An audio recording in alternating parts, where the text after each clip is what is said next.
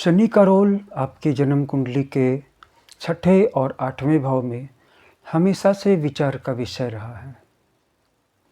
शनि अगर आपकी कुंडली में कारक ग्रह है और वो छठे या आठवें भाव में चला गया है तो निश्चय ही अपने शुभ प्रभावों के द्वारा छठे और आठवें भाव से जो अशुभता प्राप्त होने वाली थी आपके जीवन में, उसमें बहुत भारी कमी ला देगा।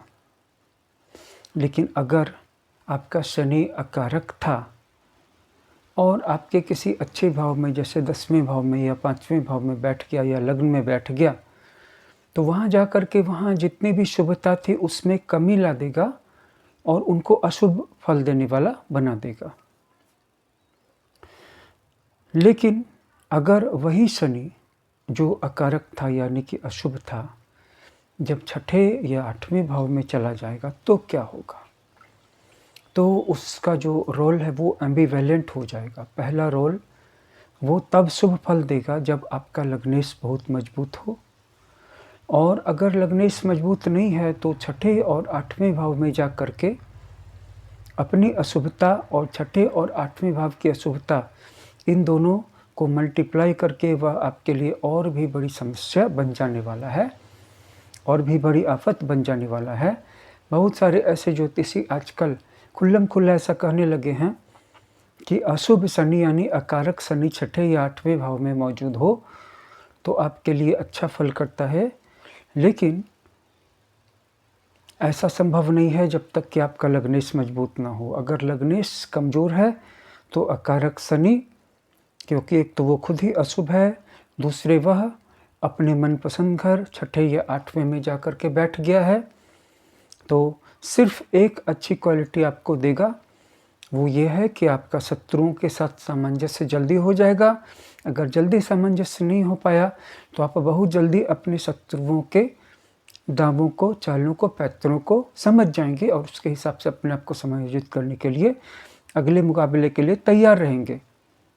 लेकिन ऐसा शनि आपके लिए आफत बन जाएगा, ऐसा मेरे अपने अनुभव से मुझे लगा है। मैंने जितनी कुंडलियाँ देखी उसके हिसाब से, जब मैं कुंडलियाँ देखता हूँ तो कुंडली के हिसाब से प्रेडिक्शंस भी करता हूँ, और इसी क्रम में मुझे कई सवालों के जवाब देने पड़ते हैं और मुझे भी कई सवाल पूछने का मौका लग जाता है। तो अपने क्लाइंट्स के पास्ट और प्रेजेंट के बारे में जो डाटा मुझे मिलता है उसके हिसाब से यही पता चला है कि छठे और आठवें में बैठा हुआ कारक शनि उन भावों की अशुभता को तो कम कर सकता है, लेकिन अगर शनि खुद अकारक हो तो छठे और आठवें में भाव में बैठने के बाद समस्याओं की जटिलता को थोड़ा और बढ़ा देगा।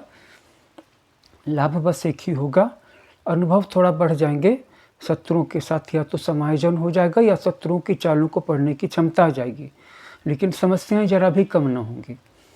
समस्याएं तभी कम होंगी जब सिर्फ शनि छठे भाव में न बैठा हो, बल्कि छठे भाव का स्वामी आठवें या 12वें में किसी में बैठा हो और 12वें और 8वें का भी स्वामी छठे या 8वें किसी में बैठा हो, और यही बात छठे भाव पर भी लागू हो, यानी छठे का भी स्वामी छठे 8वें या 12वें में किसी में हो।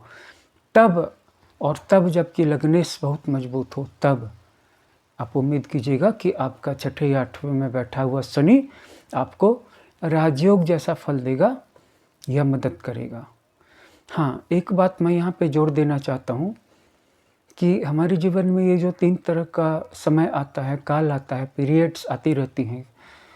पहले तो जिसे हम कहते हैं कि कई दिनों से शिकायत नहीं मुझे जमाने से, हर एक चीज़ है अपनी जगह ठिकाने पे। तो बहुत सारे लोगों के जीवन में कभी कभी ऐसा समय आ जाता है जब उनको न तो जमाने से कोई शिकायत होती है और न ज़िंदगी से, लेकिन बहुत जल्द समय फिर पलट भी जाता है और फिर अशुभ भी समय आ जाता है, और अशुभ समय को किसी प्रमाण पत्र की ज़रूरत नहीं होती। आपने वो भी श्लोक सुने होंगे कि लोचनाभ्याम विहीनस्य दर्पणः किम करिष्यति यस्य नास्ति स्वयं प्रज्ञा शास्त्र तस्य करोति किम। लोचनाभ्याम विहीनस्य दर्पणः किम करिष्यति।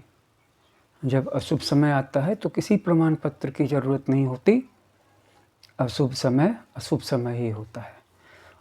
और एक समय होता है तटस्थ वाला समय, न तो अच्छा है न बुरा है। तो जीवन का जो भी समय आ रहा है, याद रखिएगा वो आने वाले समय के लिए आपको तैयारी करवा रहा है।